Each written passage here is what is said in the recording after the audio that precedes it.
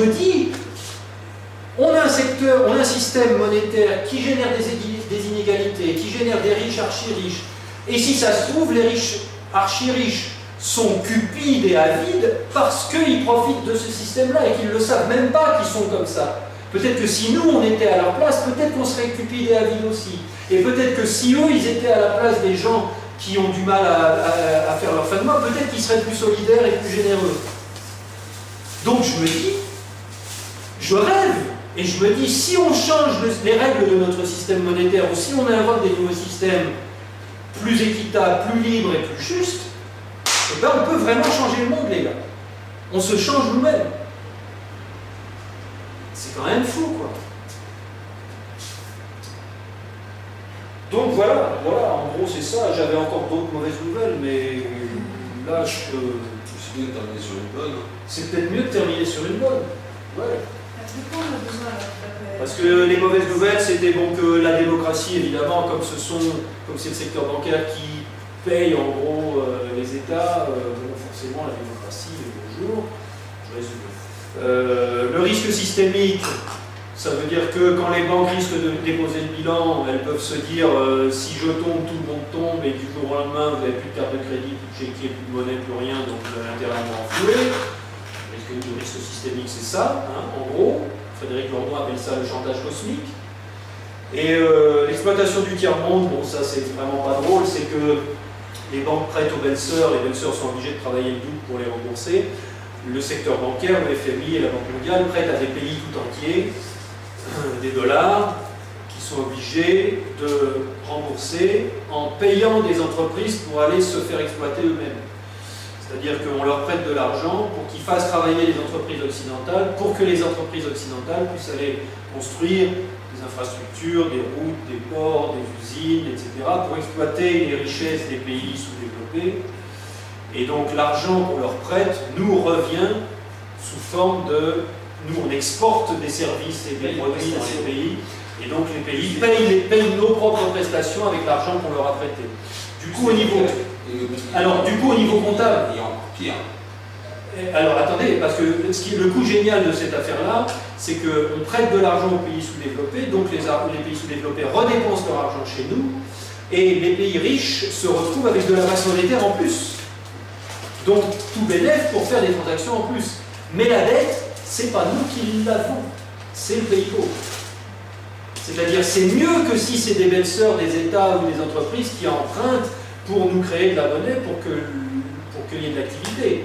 Parce que si on fait emprunter notre population, il faut que notre population rembourse le double. Or là, on fait emprunter une population extérieure qui injecte de la monnaie chez nous, mais la dette, c'est eux qui la payent. Donc c'est vraiment tout bénéfice. C'est pour ça qu'on peut exploiter les ressources à pas cher, c'est pour ça qu'on paye nos iPhones pas cher, c'est pour ça qu'on paye l'essence et le pétrole pas cher, et le gaz, et l'uranium, etc. C'est pour ça qu'on a le niveau de vie. Et c'est pour ça qu'au même titre que le gars qui a découvert le 15 du mois, il est pauvre, il s'appauvrit, et le gars qui lui a prêté de l'argent, il s'enrichit, évidemment, les pays pauvres s'appauvrissent, les pays riches s'enrichissent. Ça ne peut pas être autrement, c'est impossible. Alors c'est ça qui explique aussi qu'au niveau d'un pays, il y ait obligatoirement des systèmes de redistribution obligatoires par l'impôt et des systèmes d'assistance, parce que s'il n'y avait pas un minimum de redistribution pour empêcher que les pauvres fassent tous faillite et se retrouvent tous en prison de dette, s'il n'y avait pas de système d'assistance, le système ne pourrait pas fonctionner. Donc il faut forcément qu'il y ait de la redistribution par l'impôt et par les charges sociales. Et de même pour les pays pauvres, il faut forcément qu'il y ait de l'assistance aux pays pauvres, donc des dons, des crédits supplémentaires, du microcrédit, etc., pour pas qu'ils crèvent trop de faim quand même. Parce que sinon ils feraient la révolution. Et s'ils crèvent trop de faim, ils viennent tous chez nous. Et ça nous fait de l'immigration. Donc ça, c'est pas bien non. Vous voyez le vice. Vous voyez à quel point un système, je ne vais même pas dire vicieux, je vais dire qui marche très bien. Qui marche très bien pour ce qu'il est censé faire. Il marche très bien pour ce qu'il est censé faire. Pourquoi est-ce que les banques centrales, pourquoi est-ce que la première mission des banques centrales, c'est de contrôler l'inflation?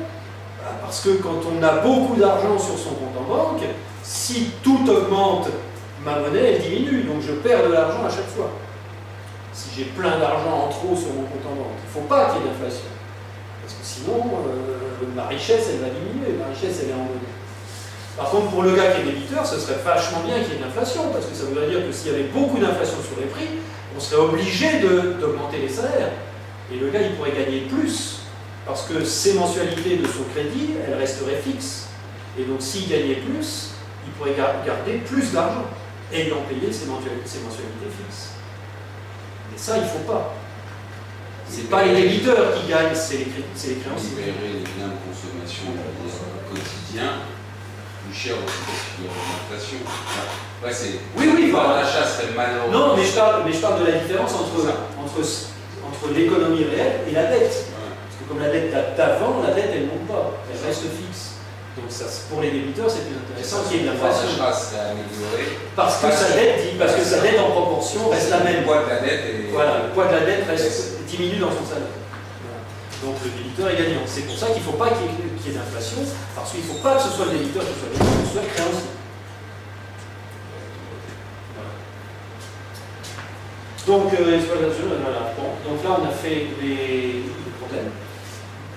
Alors maintenant, au niveau des propositions alternatives, alors il y a plein de solutions alternatives qui tournent autour de deux axes.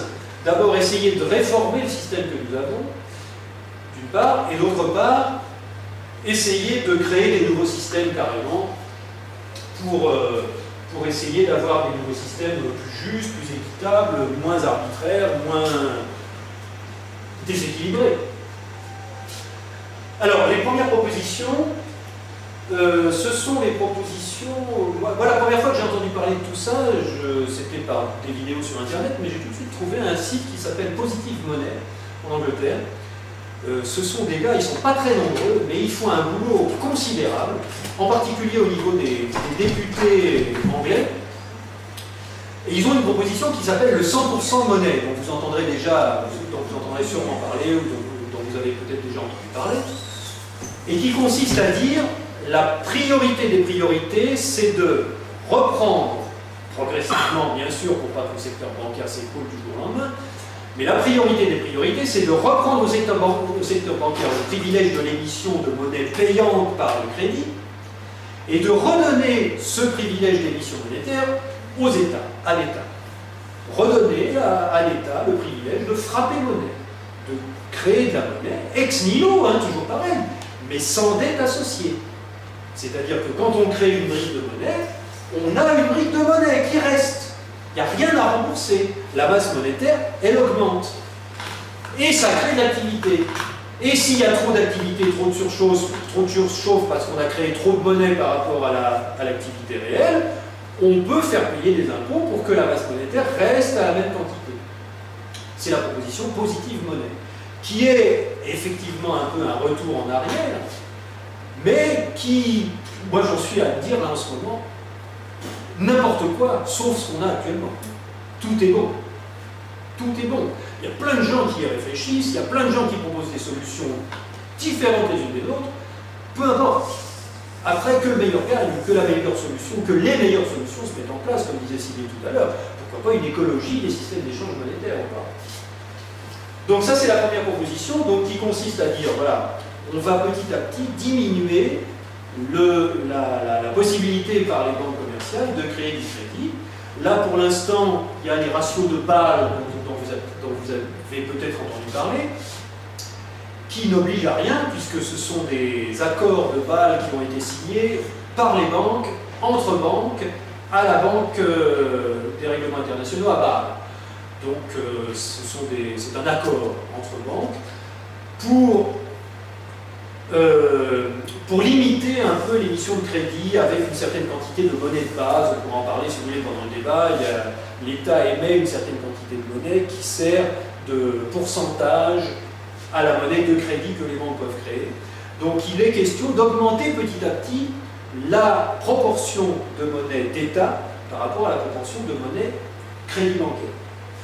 Et on peut très bien, en 5 ans, ou en 10 ans, ou en 20 ans, peu importe, arriver à 100% de monnaie d'État et 0% de monnaie de crédit bancaire. Donc, si vous voulez, pendant le débat, on pourra parler de « et alors, que vont faire les banques ?» Et on peut dire que la réponse, c'est pas elles font ce que beaucoup de gens croient qu'elles font, c'est-à-dire récolter des dépôts et la prêter à des emprunteurs. Prêter des dépôts, récolter des dépôts.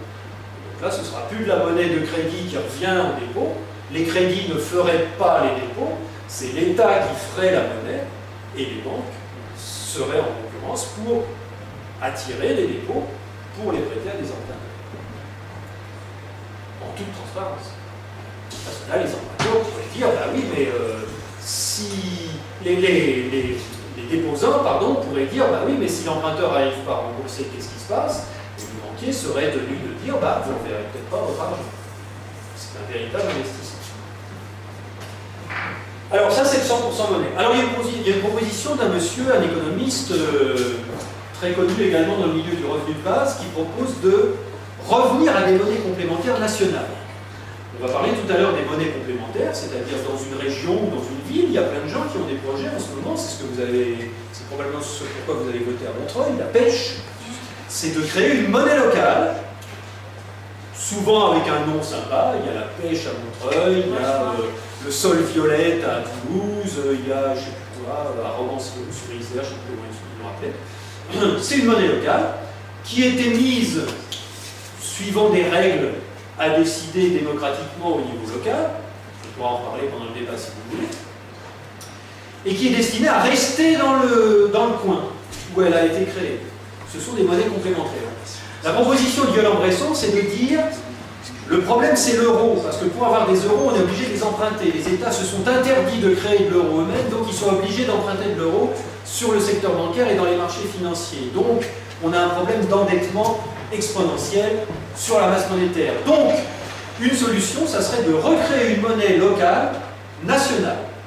Un franc français pour la France, un euro franc, si vous voulez, ou un euro peseta pour l'Espagne, une euro lire pour l'Italie. Et que cette monnaie-là, par contre, la monnaie nationale, soit créée ex nihilo, à taux zéro, par l'État. Pour un projet démocratique, pourquoi pas?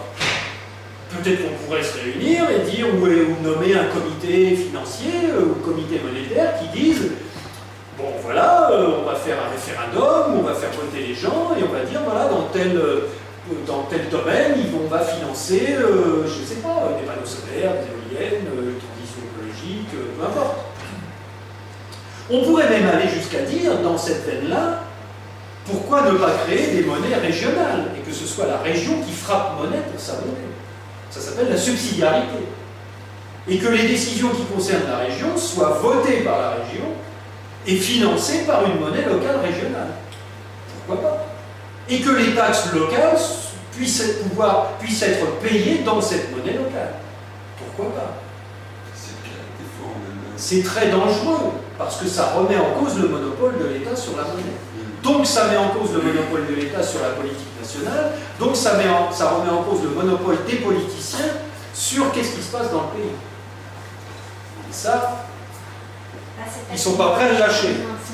Ça serait bien si ça mettait en cause l'État, les politiciens. Je ne on vous fais pourrait pas dire. retrouver peut-être la démocratie qui ne peut pas exister avec l'État et les politiciens. Alors, en plus de ça, il y a ce qu'on appelle les systèmes d'échange locaux. C'est le dernier exercice qu'on a fait avec Sybille tout à l'heure. C'est-à-dire, on peut être soit en crédit, soit en débit. Il n'y a pas de monnaie. La somme de tout le monde, elle est toujours à zéro. Tout le temps. Si on fait la somme des crédits de ceux qui sont en plus et de ceux qui sont en moins, on est toujours à zéro. Il y en a qui sont à zéro, il y en a qui sont à moins 500, d'autres à moins 1000, d'autres à plus 500, plus 1000. Mais c'est un système très intéressant parce que, comme vous l'avez ressenti à votre première transaction, on n'a pas envie d'être trop loin du zéro. Psychologiquement, c'est un truc génial, je trouve, le système d'échange local, parce que si on est en moins, on sent bien qu'on a reçu beaucoup de trucs et puis finalement on vit à crédit. Et si on est en plus, on sent bien qu'on a donné beaucoup de trucs, mais on aimerait bien recevoir des trucs aussi. On cherche des trucs à acheter pour redescendre vers zéro. Et donc cette notion de crédit mutuel, de système d'échange local avec une somme à zéro, il est super intéressant à mon avis parce qu'il permet à chaque membre de la communauté de savoir où il en est par rapport à ses dons et à ses réceptions, par rapport à ce qu'il a donné et par rapport à ce qu'il a reçu.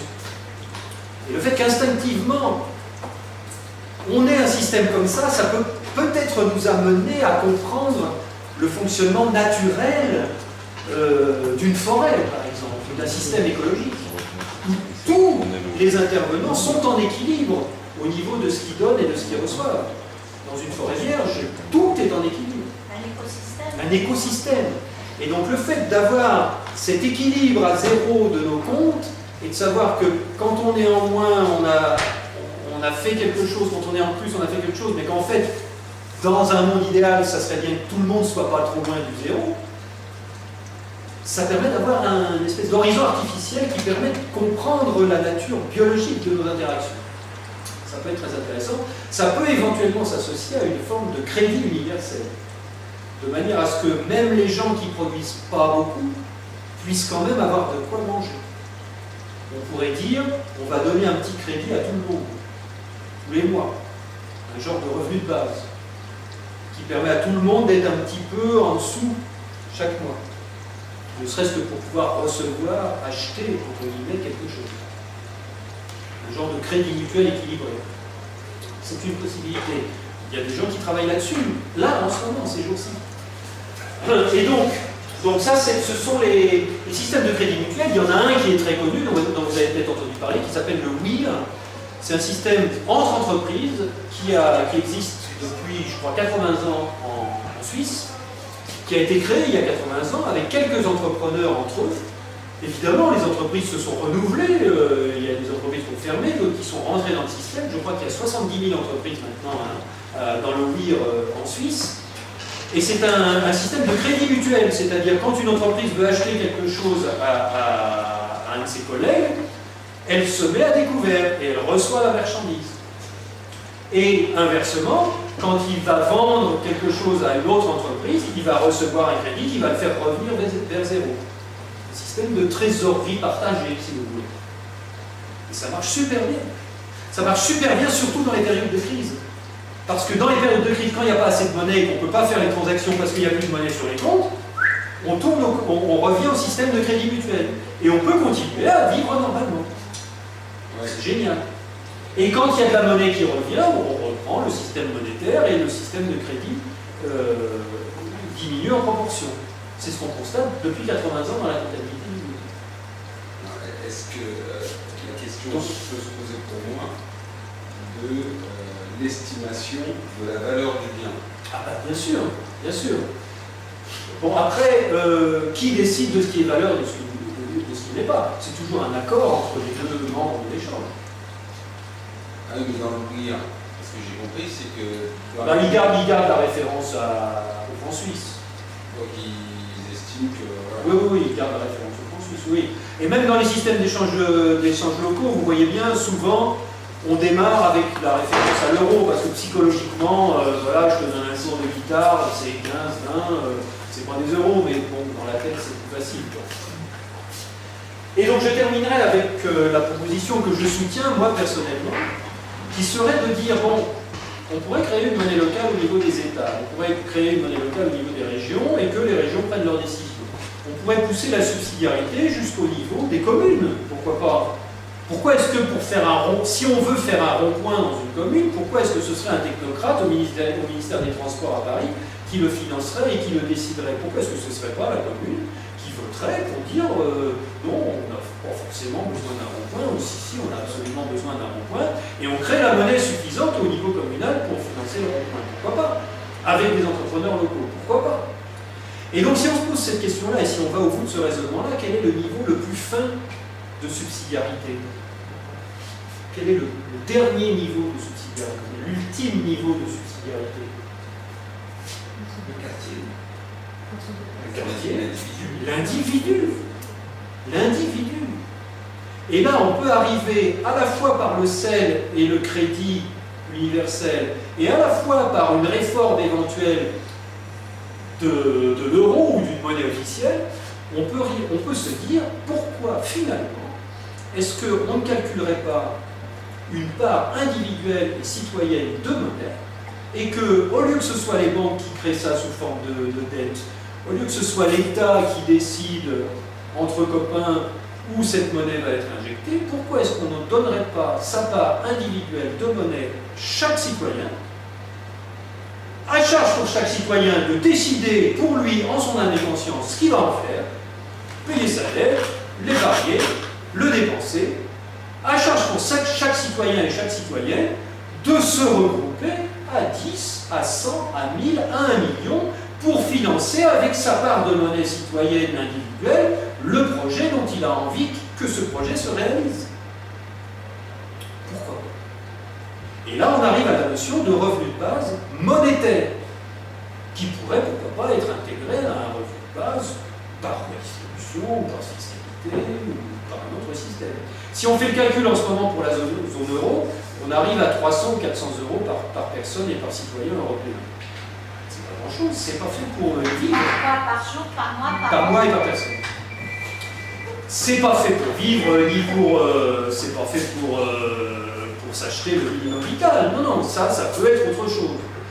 Là, il s'agit d'une réforme fondamentale et cruciale de la distribution monétaire.